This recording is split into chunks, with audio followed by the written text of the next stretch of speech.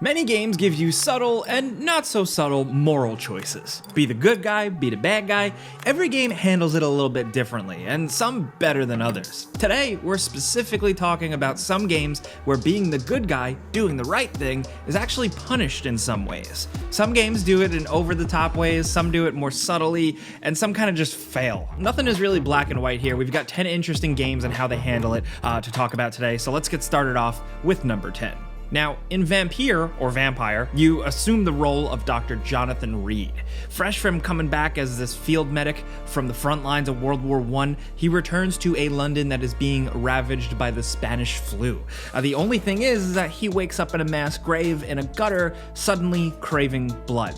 So, yes, he's a vampire. That's the big paradox here. He has to satisfy his thirst for blood, but he's also a famous doctor and a surgeon pioneering new research in phlebotomy, meaning he literally specializes in blood. So in the game, it's your job, and the game incentivizes you to take care of the citizens of this side of flu-ridden London, but you also want to progress and grow stronger as a vampire. So the game doles out experience points for doing quests and fighting enemies and discovering stuff, but you get the biggest jumps in experience if you munch on an NPC, if you suck their blood and kill them. You have to tend to NPCs, taking care of them with medicine or learning about their life or routines through conversations or side quests, and then the more maxed out they are, the more XP you get if you kill them off. The game does gate you from instantly killing off everyone by having a mesmerize level you need to increase in order to hypnotize people and lure them into a corner where no one is watching so you can feed. The caveats are that a person may be more significant than you'd expect, and if they're noticed or their death is noticed, maybe they have a family or friends, the stability of that map region will decrease. If it decreases too much, the environment becomes more hostile and enemy characters will kill off NPCs, and you'll lose out on characters and quests and of course that valuable XP. The game does a really good job of making a lot of the citizens likable, or just clearly having a lot of reasons to stay alive.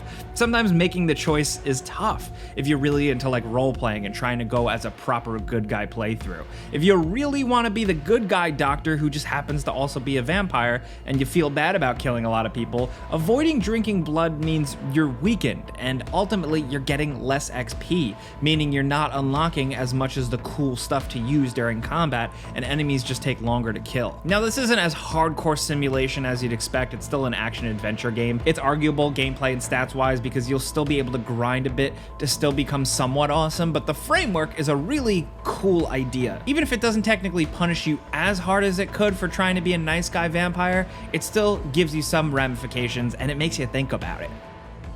Next, over at number 9, let's talk Frostpunk. This game it's rough, man. You're in charge of the last city on Earth, and in a world that is entirely frozen over, heat is what matters most, and that's what you're constantly working towards here. You're keeping your citizens warm, fed, and alive. The game is a huge fan of just kicking you while you're down, though. Oh my god. Frostpunk is a game all about risk.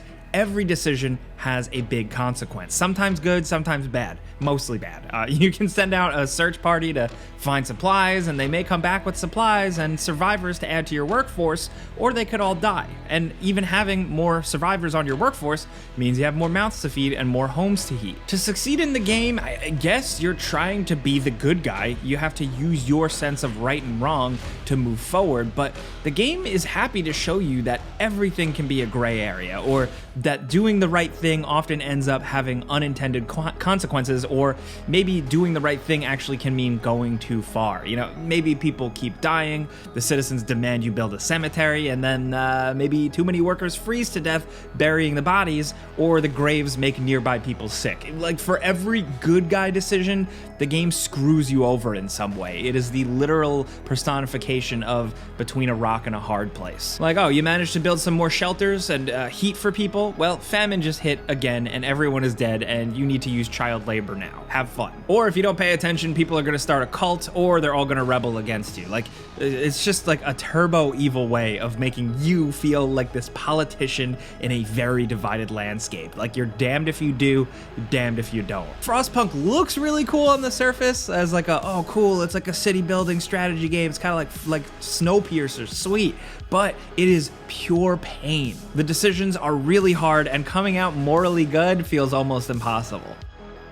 Next, over at number 8, let's switch gears and talk Infamous. Now, this is a simple one, and one that's debatable, but we wanted to talk about it here. In the Infamous games, there is a morality system. You know, you do good things, you get good guy points. Do bad things, get bad guy points. A lot of games do this. We talk about Fable a lot here, but we wanted to highlight Infamous today because we really like it, and in these games, Cole McGrath or Delson Rowe reflect the player's choices. Visually, they look more good with like lighter clothing, or more evil with darker red badass clothes, and their powers are different.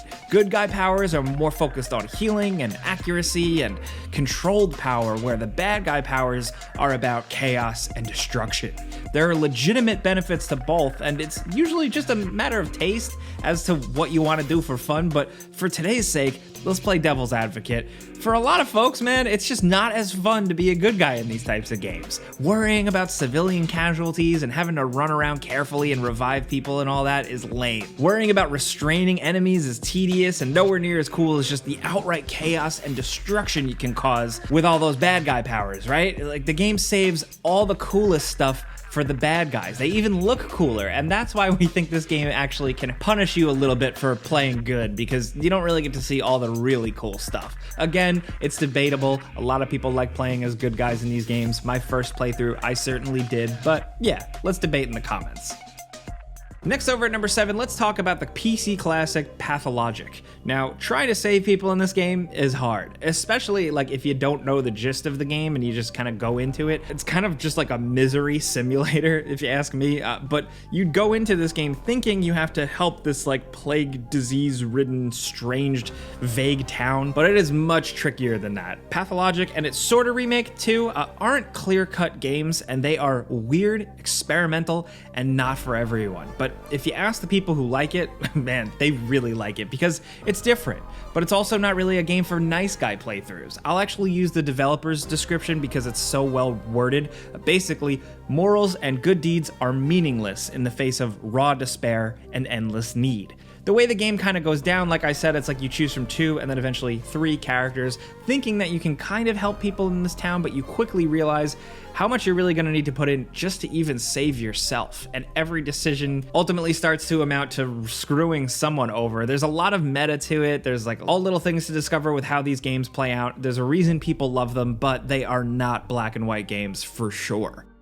Next, over at number 6, Mass Effect. It's not a series that immediately comes to mind, and one where you think of it punishing the player for trying to be the good guy, but there's little things worth pointing out. So for context, the Paragon Renegade system is like the thing, right? Everybody knows about it by now. Paragon is the good spaceman choices, like, you know, be Mr. Do-Gooder, like of space, like a Buzz Lightyear, help folks, make the right decisions, save the world. Renegade is kind of the loose cannon cop choices. Be a dastardly cool dude who, like if it's Mass Effect 2, you get a really cool scary face. You kill people who stand in your way, you bend the rules, you just do whatever it takes to get the job done. And if you've played their previous games, Knights of the Old Republic, you know what the deal is. But choosing Paragon doesn't always mean you are perfectly good. Sometimes the quote-unquote right decision can actually lead to something bad happening. While the game technically doesn't ever totally screw you over for being the good guy, it can make some of those choices hard, and sometimes the ramifications of your choices don't really rear their ugly head until way later. I want to highlight some of like the lesser known examples, the smaller stuff. Mass Effect 3's Kelly Chambers. This is someone who you've met before who is doing humanitarian work, but Cerberus is still looking for her. The good guy choice is to tell her to continue doing her good work because it's important and it helps the refugees on the Citadel. But the renegade choice is to give her the advice of changing her identity and fleeing and going into hiding to be safe. That doesn't usually seem like your typical Paragon renegade choice, right? Well, good guy telling her to stay and do her thing means she ends up getting killed. The game doesn't show it, like it's not in your face, but you can hear NPCs talking about it on the Citadel later on, where she was doing her thing and Cerberus found her and walked up to her and said, "Hey, are you her?" And then bang, they shot her dead. Kelly Chambers is dead. Oh no, what happened? Cerberus found her during a Citadel coup. Shot her where she stood. Oh, that's terrible. She seemed really nice. So she died doing the right thing, but it's murky. It reminds me of a random bit in Mass Effect 2 on Ilium, where you let some mercenary lady go. If you have the choice, you let her free, you believe her, but then later on you find a journal that says she was lying and killed a bunch of people. There are little instances like this. There are a couple of bigger ones that people like to kind of argue or debate about, but it's worth pointing out that Mass Effect Paragon isn't always as clean and good guy as you think. Next, over at number 5, let's talk about Red Dead Redemption. Now, this is going to be completely subjective. This is all a matter of opinion here, but I want to point out that playing as a good guy in Red Dead Redemption 2, going the honor route, is nowhere near as fun as going the dastardly low honor route, and really just being able to do all the rootin' tootin' cowboy stuff you want to do. In Red Dead Redemption 2, maintaining a high honor means like you're helping travelers, you're giving them free rides, or just helping out with whatever they have going on out in the world. You're giving money to beggars and stuff like that. You get little things here and there. People respond to you positively. You get discounts at stores. You get little bonuses here and there when you come across people that you helped in the past, which is nice, but you gotta really keep that up, and it is nowhere near as fun as low honor Arthur, who is running around, robbing banks, stagecoaches, shooting whoever they want, stealing whatever they want, doing whatever they want, and just getting into cowboy hijinks. You can experiment more, you can get into trouble more, and that's what makes the game so much fun if you ask us. The role-playing aspect of being a do-gooder is great, and ultimately I like Arthur's character in the writing as a good guy, but this is just a fun game to play as a crazy person. It's like Rockstar games. It's just like, Grand Theft Auto. It's way more fun to get into car chases and go crazy and crash into the cops. There's always room for that role-playing and trying to do the right thing, but Red Dead Redemption 2 is so much more fun when you're tying people to railroad tracks, hog-tying dudes, flinging them around, throwing dudes off cliffs, antagonizing innocent people, getting into fights. That's the way to play if you ask us. And even Red Dead Redemption 2 takes it in some interesting ways too, in story ways. There's like a side quest I remember where you buy a lady from a sex trafficker, but then you go back later and the game actually had the guy murder her anyway. So while it's a lot of gameplay stuff, there are little snippets here and there in Red Dead that show that the world isn't black and white, and sometimes doing the right thing doesn't ultimately help everybody out. But really, to me, I just want to be a rootin' tootin' bad guy cowboy, damn it. Next, over at number 4, let's talk the original Bioshock. You probably know the setup by now. Essentially, you need to harvest Adam in the game to access special powers, and the only thing that contains Adam are the Little Sisters. The Little Sisters are, of course, guarded by these big, hulking Big Daddies who you have to fight in some pretty difficult battles, and then you're faced with the Little Sister and you're faced with a choice. Save the Little Sister and be a good guy, or kill the Little Sister and harvest her for her Adam and get access to more abilities and just more power, and generally have more fun in the game. This is an interesting one that we wanted to bring up because it's not really as straightforward as it actually seems. A lot of people crunched the numbers back in the day, and it turns out, fun fact, that it's like a diminishing returns thing. The first time you harvest a Little Sister for her Adam, you get a ton, and then over time, the benefits kind of level out the more you do it. So really, it's down to that first choice, and then you have to stick with it, because it's all really about a good ending and a bad ending at the end of the day. Save that first Little Sister and then continue that for the rest of the game. You get the good ending, be a bad guy, you get a lot more Adam, but you get a not so great ending. Really, it makes things kind of weird, and we had something floating around on the internet. We couldn't source it for this video, but there was talk back in the day that the developers initially wanted this punishment to be harsher, the divide between harvesting the sisters and not to be bigger, but ultimately it kind of hampered the gameplay and they had to tone it down. If I could find that source, I'll link that in the description down below, but either way, it's just a weird handling of the situation. I don't know if it's like really punishing you for being good, but it just felt a little flat. I mean, the fact that you're basically a sleeper agent, you're kind of mind controlled as Jack, means you don't really have any autonomy to begin with. So how good can you really be there? Anyway, I digress. Let's move on to a more interesting one, Papers, Please. This is a great one. It's a really kind of low-key game where you play as an immigration border official in this fictional country called Arstotzka in 1982. You are a part of a seemingly oppressive regime, and it's up to you to just man your post every day, checking everybody's passports and travel documents. And it starts off as you just trying to cleanly process as many people as possible, just in kind of like a spot the difference type minigame, just making sure everyone's documents follow the proper rules, and you just don't want to mess up. up, and you want to process as many as people as possible because it results in a better score at the end of the day and more money in your pocket. But the requirements get stricter and more complicated as the days go, and your livelihood can be affected. Because like I said, like in this time limit you have, you need to correctly process as many people as possible, but there are so many hurdles because this life in this fake country just gets more and more oppressive every day. To the point where even you, at the end of a day, like you're getting your score tallied up and you're getting money, but you're losing money thanks to the many facts of life living here. It gets even more complicated when people start coming to you and asking for help. Drug traffickers will try and get by, people will bribe you, sick old people will ask for you to turn a blind eye to their issues with their documents and stuff. Resistance folks will ask for things, they'll ask for your help. So it all comes down to walking a line between trying to do what is right, but also just protecting and feeding your family at the end of every day, or in this case, like round.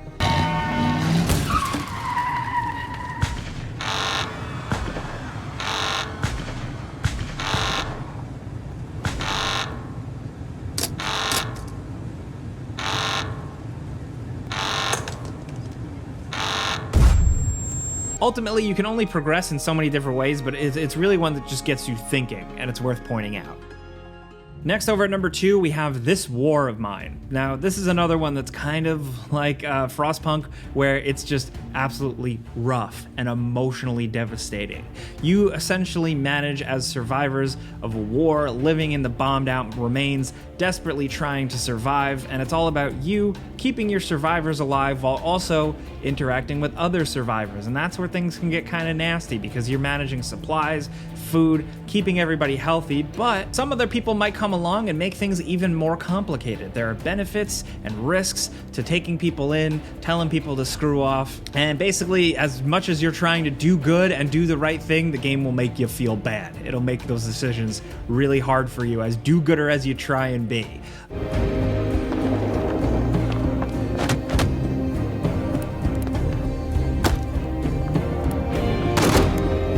The Little Ones expansion makes it worse because it starts to involve children and some different conditions that you have to deal with them, and things just feel even more bleak. This War of Mine is not for the faint of heart, for sure, like Frostpunk, but this brings it down to a more granular level where you really feel the emotions sometimes. It's not really just numbers and spreadsheets here. It's victims, it's survivors, and it's fascinating. It's worth checking out if you've never played it.